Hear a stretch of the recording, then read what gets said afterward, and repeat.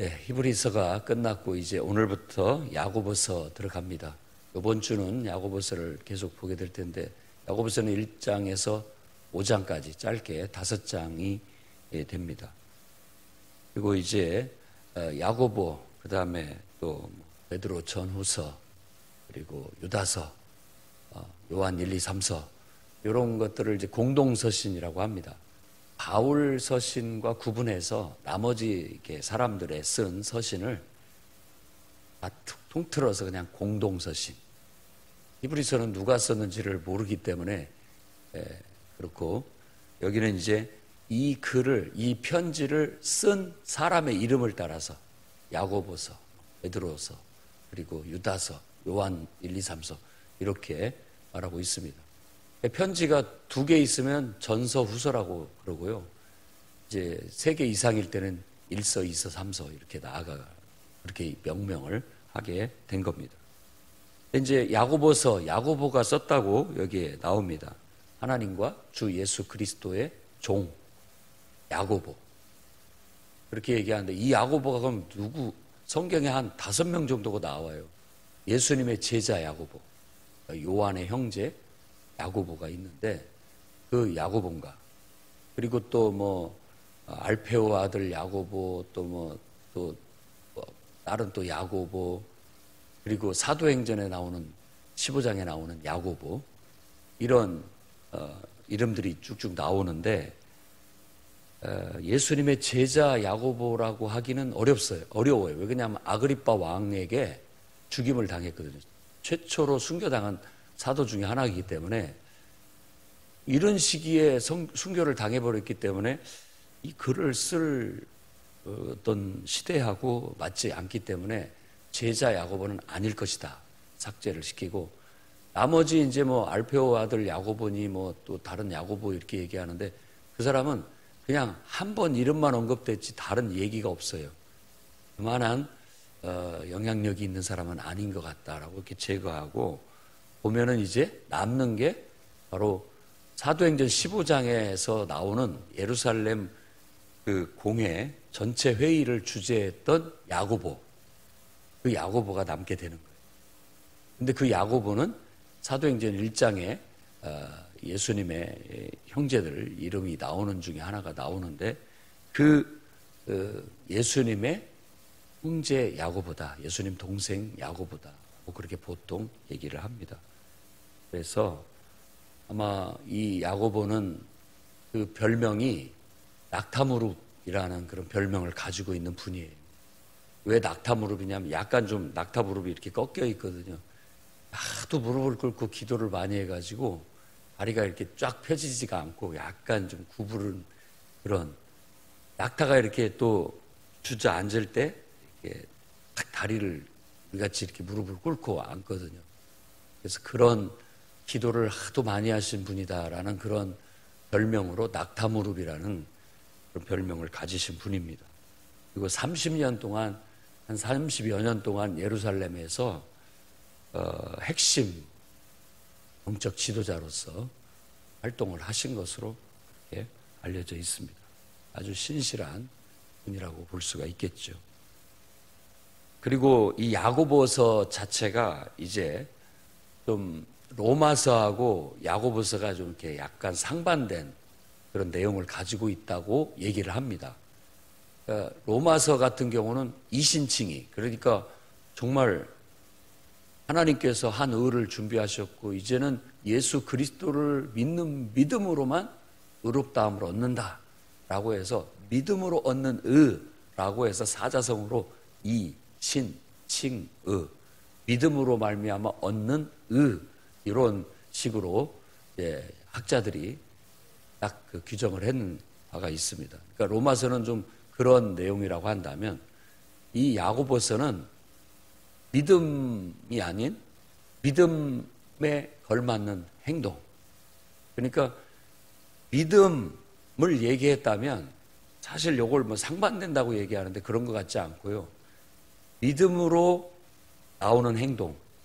그리고 보면은 내나 믿음은 똑같습니다. 그냥 믿음으로 얻는 의라고 한 말 속에도, 그 믿음 속에도 이미 행위가 들어가 있어요. 우리가 생각하는 믿음은 예수님을 나의 구주로 믿습니다, 이렇게 생각을 하는데, 그것도 사실은 우리가 입으로 말을 하니까 행위가 들어가 있는 거예요. 그러니까 내가 믿는다는 것을 마음으로만 믿는 것이 아니라 그 마음으로 믿는 것을 입으로도 시인하고 내 행동으로도 나타내고 표현하는 것. 그래서 이 야고보서는 어쩌면 그 믿음이 행동으로 표현되는 걸 더 강조하는 서신이에요. 근데 어찌다 보니까는 이제 이 야고보서가 너무 행동, 실천을 강조하고 행위를 강조하다 보니까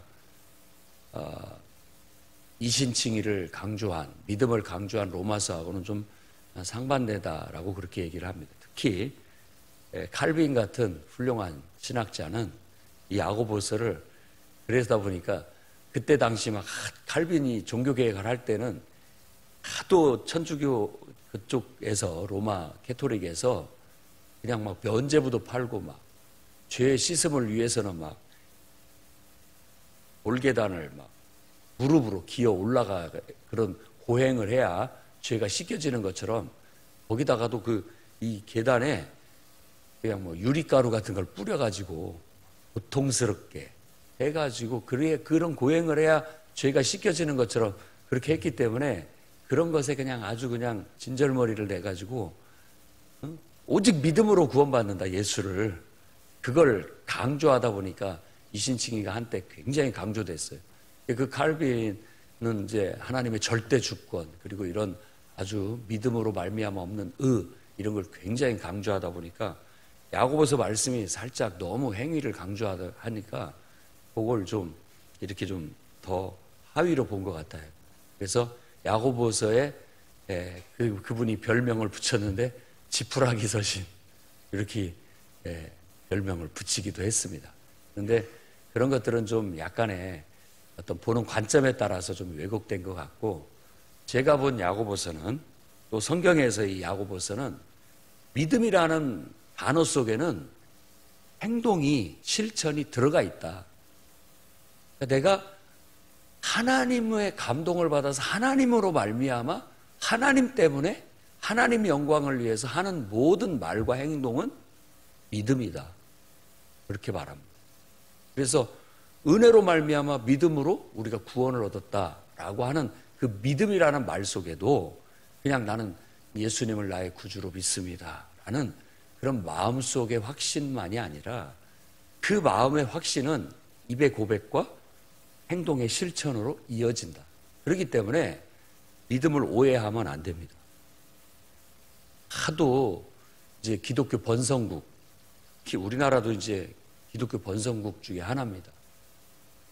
많은 사람들이 예수를 믿는다고 하면서, 예수를 믿는다라는 말은 쉽게 하고, 그리고 마음속으로 예수님을 믿는다라고는 하지만 그에 걸맞는 행동이 따르지를 않으니까 야고보 같은 이런 아주 존경받는 영적 지도자가 행위를 강조하는 설교를 하게 되는 겁니다. 말로만, 마음속으로만 하나님을 믿는다고 하지 말고, 믿는다면 너의 믿음을 입증해라, 보여라, 행동으로 보여줘라. 나는 내가 이렇게 행동함으로 내 믿음을 보이겠다. 그럼 너도 말로만 하지 말고 행동으로 네 믿음을 보여라. 이걸 강조하는 서신이다라고 그렇게 얘기를 합니다. 오늘 말씀에도 이제 시험이라는 중요 단어가 나옵니다. 2절에 내 형제들아 너희가 여러 가지 시험을 당하거든 온전히 기쁘게 여기라 라고 얘기하고 있고, 또 12절 말씀도 시험을 참는 자는 복이 있나니 이는 시련을 견디어낸 자가 주께서 자기를 사랑하는 자들에게 약속하신 생명의 면류관을 얻을 것이기 때문이다 라고 얘기합니다. 그러면 이 시험이라는 단어가 이제 첫 번째는 어떤 거냐면 시련, 어려움, 고통, 이런 의미가 들어있습니다. 그러니까 어떤 면에서 막 나에게 압박이 들어오고 또 여러 가지 무거운 느낌을 갖는 여러 가지 일들이 주어지는, 그러니까 어떤 고통, 시련, 이런 의미가 있어요. 그 다음에 그것만 그 뜻이 있는 게 아니에요. 이 단어가 또 한 가지는 입증, 이런 뜻이 있습니다. 그래서 제가 히브리서도 끝부분에 믿음의 위인들처럼 너희도 이제 믿음을, 히브리서에서는 증인이라는 말을 썼는데 증인도 똑같은 의미예요. 입증해라. 정말로 하나님을 믿는 신앙인이라는 사실이 네 삶을 통해서 입증되지게 살아가라 라는 걸 히브리서가 강조를 했다면, 야고보서 1장에서 말하는 이 시험도 어떤 의미에서 어렵고 힘들지만 네 믿음을 입증해내라, 증명해내라, 이런 강조라고 볼 수가 있습니다. 그러니까 모든 시험이 우리가 학교에서 이제 우리가 시험하면 학교에서 시험 보는 그 시험을 떠올리는데 얼핏 그 느낌이 있습니다. 진짜 공부 열심히 했다고 하는데 시험 봐서 성적 보면 알겠지, 이런 거 같은 거예요. 그러니까 내가 뭐 평상시 노는 것 같아도 저는 공부하고 있습니다. 그래? 말로만이 아니라 이제 결과를 보면 알겠지, 이렇게 말하는 거나 똑같은 거예요. 그러니까 그런 시험이라는 거예요. 그런 시험, 테스트 같은 의미도 있습니다. 그래서 우리가 때로는 그런 어려움을 참고 이겨내야 할 뿐만 아니라 참고 이겨냄으로써 우리가 가지고 있는 믿음을 입증해내야 된다라는 거예요. 그래서 이 1장의 중요 단어는 시험, 그리고 또 하나의 단어는 믿음. 믿음은 이런 시험을 통해서 입증되어져야 된다라는 성경에 깔려있는 사상이 있습니다. 오늘 여러분들도 잘하고 계시지만 더욱더 항상 내 안에 믿음이 내 삶으로, 내 말과 행동으로 실천되어져서 입증되는 그런 믿음을 가지시기 바랍니다. 그래서 믿음을 완성하기 위해서는 시련을 받게 되고 어떤 어려움이 따른다는 거예요.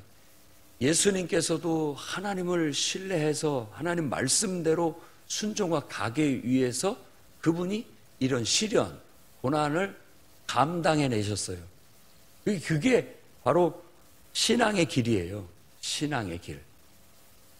믿음이라는 것은 그냥 가벼운, 가치 없는, 가치가 없다는 게 어떤 희생이 따르지 않고 실천이 따르지 않았을 때는 뜬구름 같아요. 공허한 거에 불과한 거예요. 껍데기에. 그리고 비 없는 구름 같아요. 아무 영향력도 없고 뭐 득될 것도 하나도 없어요. 아무 유익이 없습니다.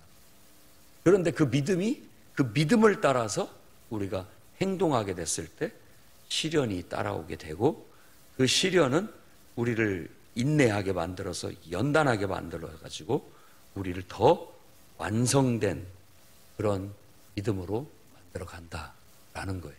그래서 여기서 인내를 만들어내고, 인내는 온전히 뭔가를 성취하게 만드는 그런 효과로 이어진다라는 겁니다. 어찌 보면 야고보가 예루살렘에서 영적 지도자의 목회를 한 30년 정도 해보니까 예수 믿는다고 하면서 믿는다라고 하는데 실제 그에 걸맞는 삶이 따라오지 않고 행동이 따라오지 않은 것에 대해서 좀 고쳐먹어야 되겠다 해서 그걸 가르치고 있다고 생각합니다. 우리 한국에 1000만 성도들이 있다 할지라도 그 성도들이 정말 자신의 신앙을 실천을 통해서 입증하는 그런 성도가 돼야 됩니다. 그럴 때 영향력이 나타나요. 진짜 있는 자예요. 근데 실천이 따르지 않았을 때는 안 되거든요. 아무리 머릿속에 하나님이 감동을 줘서 아이디어가 많고 또 생각이 많아도 그걸 실제로 나 이렇게 하기로 했어 라고 선언하고, 그리고 그대로 행동할 때 영향력이 나타나고 죽이 되든 밥이 되든 뭐가가 되는데, 그런 건 그냥 기도할 때 떠오르는 생각과 마음으로 그쳐버리게 되면 그 씨 뿌리는 비유와 똑같은 거예요. 씨를 하나님께서 말씀이라는 씨를 우리에게 뿌려줬는데 그 말씀이 뿌리를 내려서 자라서 열매를 맺는다는 것은 그 말씀이 믿음으로 받아서 그걸 행동으로 실천해서 뭔가 결과까지 나타나는 걸 말하는 거거든요. 그런데 그런 것들이 예배 드릴 때마다, 기도할 때마다, 또 하나님을 떠올릴 때마다, 또 부지불식이 가운데 하나님께서 그런 생각들을 늘 주시는데, 그 생각이 딱 들어오면 그렇게 하면 좋겠다 하는 생각이 드는데 금세 다 잊어버려요. 그러니까 새가 와서 먹어버리듯이 사탄이 그냥 그거 뺏어가 버려요. 그리고 그것이 이렇게 뿌리가 내려서 뭔가를 실천에 옮기려고 하는데 돌짝밭 같아가지고 뿌리를 깊게 내리지를 못해요. 실천으로 가지를 못하는 거죠. 그리고 또 실천을 하는데 한 작심삼일이라고 한 3일, 일주일, 며칠 하다가 어려움이 좀 닥치고 방해거리가 생기고 이러다 보니까는 또 못 해버려요. 그리고 나중에 이렇게 지켜보면은 그 수많은 좋은 생각들, 그런 것들을 다 실천했으면 얼마나 내 삶이 좋았을까라고 생각되는데 뭐 때문인지 모르지만 그런 생각들이 다 실천으로 옮겨지지 못하고 이제 결과물이 하나도 없다. 이렇게 될 수가 있다라는 겁니다. 그러니까 보면 그 똑같은 교훈을 야고보가 오늘 주고 있는 겁니다. 정말로 하나님께로부터 온 생각, 하나님께로부터 주어지는 감동, 출처가 어디냐? 나로부터 왔냐? 사탄한테 속아서 왔느냐? 그게 아니라 하나님께로부터 왔느냐? 기도 가운데, 말씀을 묵상하는 가운데 내게 떠오르는 생각과 좋은 어떤 하나님이 주신 마음, 이런 것들을 구체화시켜서 이제 행동으로 실천해 나가는 것이 바로 믿음의 실천, 곧 믿음의 여기서 표현은 실현. 그것이 인내를 통해서, 쓰디쓴 인내를 통해서 자꾸 또 노력하고 또 부딪히고 또 계속해서 정진하고 또 계속 실천하고 함으로써 온전함을 이루어 열매가 되는 겁니다. 그것이 하나님이 받으실 만한 진정한 열매인 거예요. 근데 쉽게 편하게 이렇게 하려고 하면 이런 아름다운 열매가 잘 맺어지지는 않습니다. 그 다음에 지혜라는 단어도 아주 핵심 단어예요. 오늘 1장에서 시험, 믿음, 지혜. 그러면 지혜가 부족하면 하나님께 구하라. 왜 뜬금없이 이런 말씀을 했을까라고 생각한다면 이제 그 맥락에서 이 말씀을 묵상을 해보면 그런 거예요. 지혜라는 것은요, 제가 방금 얘기한 것처럼 하나님의 눈으로, 하나님의 마음으로 분별하는 분별력이에요. 다시 얘기하지만 지혜라는 것은 세상 단어를 갖고 와서 썼지만 성경에서 말하는 이 지혜는 하나님의 관점에서 하나님의 눈으로, 하나님의 마음으로 분별하는 분별력이에요. 그러니까 내 생각이 하나님께로부터 온 것을 말하는 거예요. 근데 그것이 시초에 말씀의 씨앗이 뿌려져야 역사가 일어날 거 아니에요. 말씀이라는 씨앗이 없는데 어떻게 하나님의 역사가 일어나겠냐고요. 그러니까 구약의 선지자들도 외치는 중에 묵시가 없어서 망한다. 묵시. 내 백성이 묵시가 없어서 망한다. 이 묵시라는 것은 하나님께로부터 주어지는 환상과 계시를 말한다고 본다면 내나 환상과 계시라는 말이나 이 지혜라는 말이나 약간 표현만 달랐지 엉덩이나 궁뎅이나 방댕이나 다 똑같은 거예요. 약간 뉘앙스가 틀린 거예요. 그러니까 어떻게 보면 하나님께로부터 주어지는 지혜, 생각, 분별력이에요. 그러니까 우리가 그것이 없으면 행할 것도 없고 행하지 않으면 어려움 당할 일도 없고 또 어려움을 당하지 않으면 우리 성장이나 열매도 없는 거예요. 그러니까 열매 없는 사람들한테 얘기하는 거예요. 야, 가만히 있지 말고 하나님께 지혜를 구해라. 하나님께로부터 뭔가 우리한테 말씀이 주어져서 이걸 해야 되겠다라고 확신이 서게 되면 그걸 이루기 위해서는 무슨 일이 있어도 할 거 아니냐. 행동으로 옮기게 될 거고, 그러면 무슨 일이 있어도 행동으로 옮긴다라는 것은 어떤 어려움이나 방해나 이런 것들이 있어도 다 그것과 싸워가면서 그것과 내가 이겨가면서 그걸 이루려고 노력하는 거 아니냐 이거예요. 그것이 바로 믿음의 실현, 믿음으로 말미암아 행하는 행위라고 말할 수가 있어요. 그로 말미암아 결실을 얻게 되는 겁니다. 기도하면 하나님께서 무궁무진한 지혜를 주십니다. 진짜 하나님의 임재 속에 빠져서 기도하면 우리의 이 뒷목이 시원하다는 저는 느낌을 갖는데, 막 생각에 생각을 주시고 생각에 꼬리를 물고 계속 기도할 거리를 주시고 여러 가지 아이디어나 여러 가지 생각들을 주셔요. 다 실천하지 못하고 말하지 못하고 행동하지 못해서 문제지, 정말 하나님이 은혜를 주십니다. 내 생각을 걸러내고 그 속에서 하나님의 지혜를 찾아내서 이건 내가 꼭 해야 되겠다라는 마음을 먹고 그것을 적고, 왜? 잊어버리니까. 분명히 하기 위해서 분명히 하고 그걸 계획 세우고 실천해 나가면 그게 우리의 열매가 되고 삶이 되는 겁니다. 야고보는 바로 그런 실천하는 믿음, 행함이 있는 믿음을 강조하고 있습니다. 믿음으로 구하고 의심하지 말라. 의심하는 자는 파도와 같다라고 그렇게 얘기합니다. 의심하면 안 된다. 믿음과 의심은 상극이에요. 믿음은 하나님을 절대적으로 신뢰하고 나아가는 거고요. 하나님과 연결된 거라고 생각한다면 의심은 하나님과 단절되는 거예요. 하나님과 단절되는 거죠.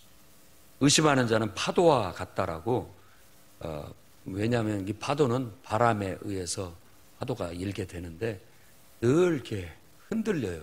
요동을 하죠. 그리고 배멀미를 하는 겁니다. 늘 흔들립니다. 그러니까 이걸 할까 말까, 할까 말까, 이런 어떤 태도를 이렇게 묘사했다고 봅니다. 여러분 마음에도 하나님께서 이런 감동을 주시니까 하나님이 주신 거 맞나? 이걸 할까 말까, 이렇게 왔다 갔다 하면 여기서 뭐라고 말씀합니까? 하나도 받지 못한다. 얻을 것이 없다. 그러니까 늘 마음속에 할까 말까만 재고 앉아있지 실제로 그냥 자기 몸을 던져서 행동하는 게 없어요. 잠언서 말씀하고도 야고보서가 좀 비슷한데, 잠언서에서도 게으른 자에 대한 얘기를 하는데 굉장히 소극적인 사람을 말한다고 봅니다. 게으른 사람들. 무서워서 못 나가겠다는 거예요. 밖에 마치 막 사자가, 짐승이 나를 잡아먹으려고 으르렁거리는 것 같아가지고 무서워서 못 나가겠다라는 거예요. 그게 무슨 말이냐면 행동을 못한다는 뜻이에요. 이것 때문에 못한다고 하고, 저것 때문에 못한다고 하고, 저것 때문에 못한다고 하고, 이것 때문에 못한다고 하는 거예요. 그러니까 아무것도 못하고 그냥 틀어박혀 있는 것이, 아감이 박차고 일어서야 됩니다. 하나님께서 우리에게 말씀을 주셨다면 그 말씀은 그냥 무조건 한다는 그런 마음을 갖고 용기를 내서 박차고 첫 단추를 껴야 됩니다. 시작이 반이에요. 시작이 반이에요. 그러니까 이 야고보서가 말하는 지혜나 이런 모든 것들, 믿음이나 이런 시험, 이런 모든 것들이 실천하는 믿음과 관련된다고 볼 수 있습니다. 우리 모두도 할까 말까 늘 망설이는 두 마음을 품은 사람들이 아니라 하나님께로 이게 감동으로 주어진 것이다라고 한다면 확실히 낚아채고 잡아서 이건 해야 되겠다 마음을 먹고 여러분이 분명하게 행동을 하면 열매 맺는 삶을 살게 될 겁니다. 9절에서 10절 말씀에서는 낮은 형제는 자기 높음을 자랑하고 부한 자는 낮음을 자랑하라 라고 했는데, 여기서 낮은이라는 단어는 물론 비참한 혹은 의기소침한 이런 심리적인 상태를 얘기하는데, 뒤에 부한 형제, 부한 자에 대해서 나오니까 아마 이제 어떤 물질이 없어서 쪼들린 삶을 사는 그런 삶을 비교하는 것 같아요. 여러분, 우리가 믿음을 실천하는데 물질이 없어 쪼들리는 것이 여러분의 실천에 방해 요소가 돼서는 안 됩니다. 어떤 의미에서 지금 그런 어떤 교훈을 주고 있어요. 나는 가진 것이 없어서 할 수가 없어요. 뭐 이런 어떤 변명 탁 떠오르는 거죠. 이런 교훈을 주고 있는데 야고보서가 막 감동을 받아서 이 글을 쓰고 있을 때 늘 나는 아는 게 없고 배운 게 없고 가진 게 없어서 할 것도 없습니다. 이런 식의 태도 지적을 하는 겁니다. 그러면 뭐 가진 자는 그거 가진 거 아무것도 아니다. 아무것도 아니다. 그 얘기를 하고 싶은 거예요. 똑같다. 가진 자나 없는 자나 똑같다. 정말 중요한 것은 거기다 초점을 맞추지 말고 하나님 말씀에다 초점을 맞춰라. 그러니까 내 형편을 따지고 나 자신에게 집중을 하면 못하는 거예요.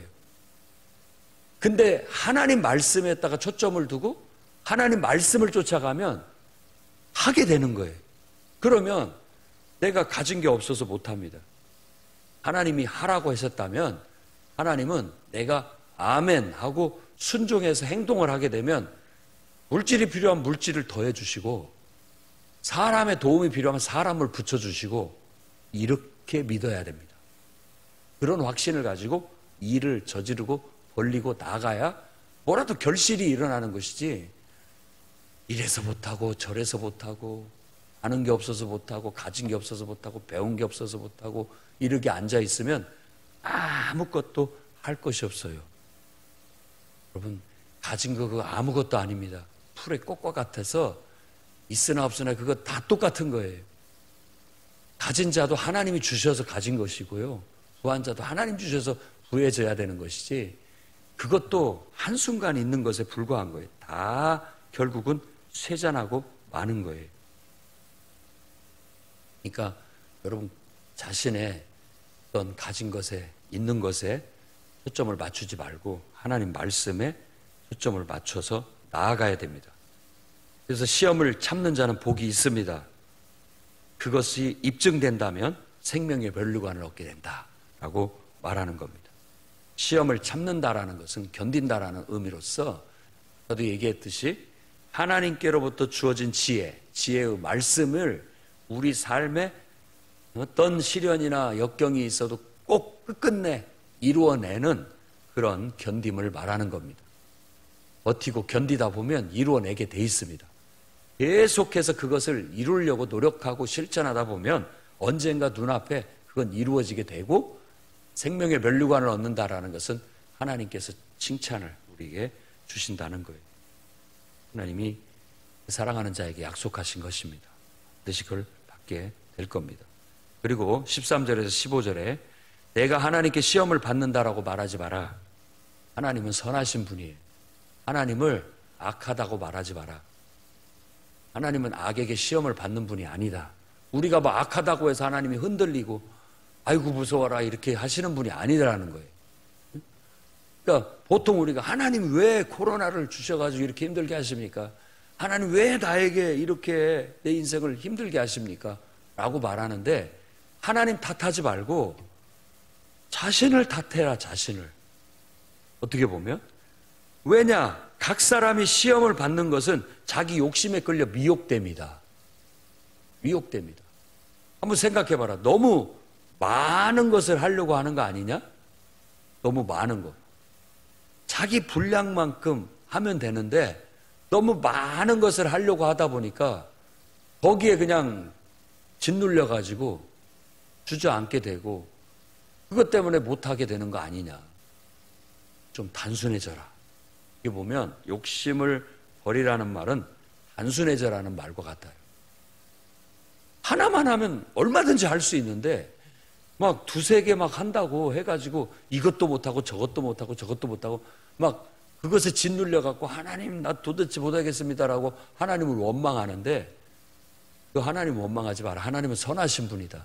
하나님께서는 그렇게 하라고 하시는 분이 아니다 라고 그렇게 얘기를 하는 겁니다.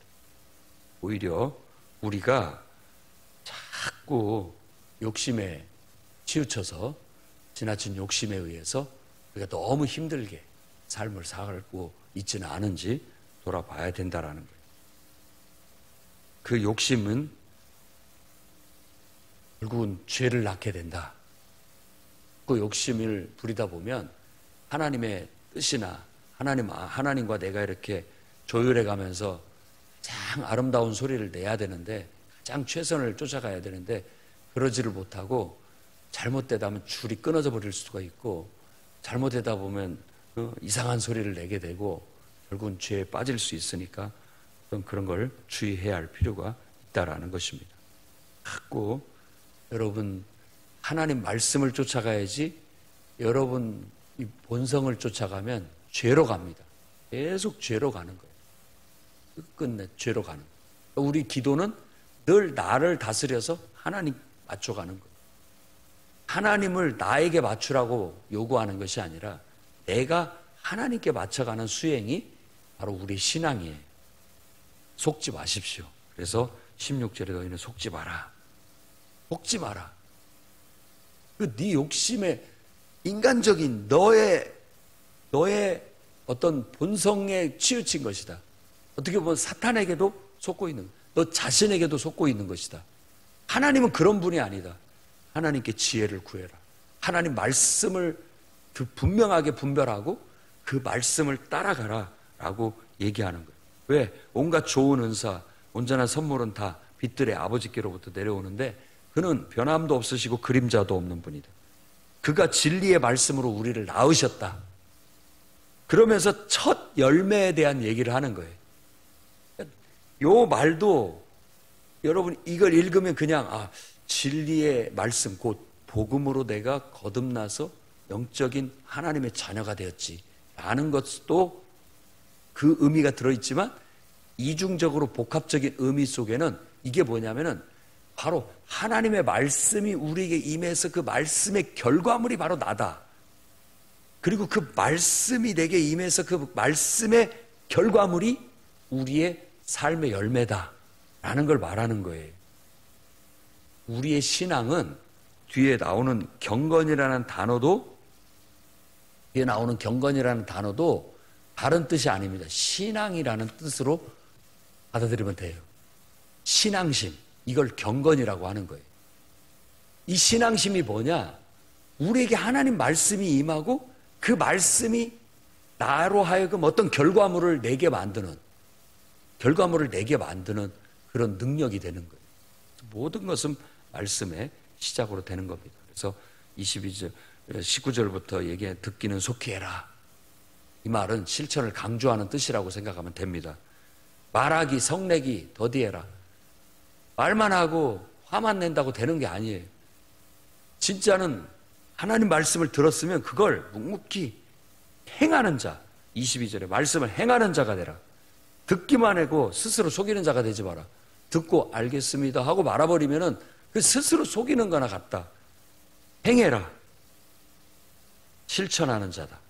정말로 자유롭고 온전한 율법을 열심히 바라보는 자라고 한다면 그 사람은 그 말씀을 듣고 그냥 가만히 곁에 머물러 있는 자가 아니라 실천하는 자다. 행하는 자다라고 그렇게 얘기합니다. 그러니까 스스로 경건하다라고, 스스로 내가 신앙이 좋다라고 말한다면 혀에 재갈을 먹여라. 너무 많은 하겠다라는 말들을 욕심껏 말하지 말고 딱 할 것만 얘기해라. 할 것만. 그리고 해라. 이걸 말하고 있다고 보는 겁니다. 그래서 정결하고 더러움 없는 신앙이라고 하는 것은 고아와 과부를 환난 중에 돌보고 자기를 지켜 세속에 물들지 않는 것이다 라고 이렇게 말씀을 마무리하고 있습니다. 여러분, 정말 여러분의 신앙을 입증하십시오. 내가 하나님을 믿는다는 이 믿음을 내 말과 행동으로, 삶으로, 실천으로 그 믿음을 완성하는 그런 성도들이 되시기를 주의 이름으로 축원합니다.